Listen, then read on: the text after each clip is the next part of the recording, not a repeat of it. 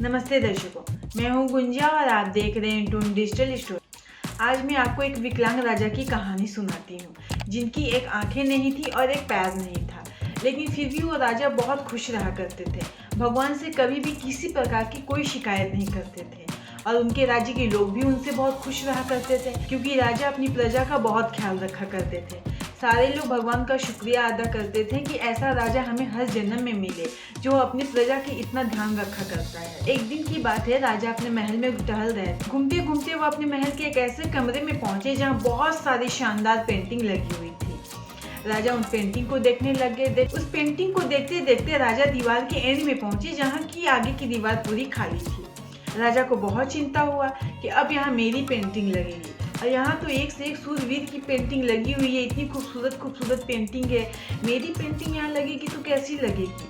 मेरा तो एक आंख नहीं है, एक पैर नहीं है। इसी बात से राजा चिंतित हुआ जा रहा था।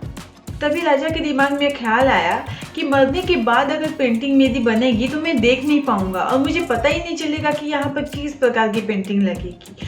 तो क्यों ना ऐसा किया जाए कि मरने से पहले ही पेंटिंग बनवा ली जाए, ताकि तसल्ली हो जाएगी देख करके कि यहाँ जो पेंटिंग लगेगी वो कैसी होगी, अच्छी होगी, नहीं होगी, क्या होगा। एक बार पेंटिंग बनवा के देख लेते हैं।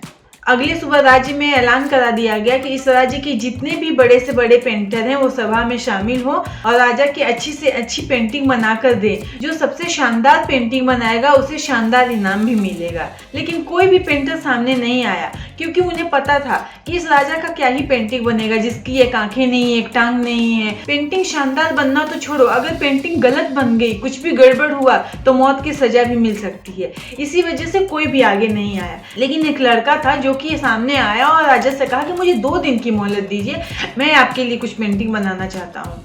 राजा ने कहा ठीक है। 2 दिन बाद फिर सभा लगी।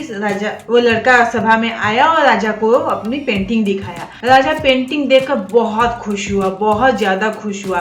सारे सभा के लोग ताली बजाने लग गए कि इससे शानदार पेंटिंग तो कुछ हो ही नहीं सकती थी, और क्या चाहिए मुझे। अब आप लोग सोच रहे होंगे कि उस लड़के ने राजा की क्या पेंटिंग बनाई होगी। तो लड़के ने राजा को घोड़े पर सवार दिखाया और तीरंदाजी करते हुए दिखाया।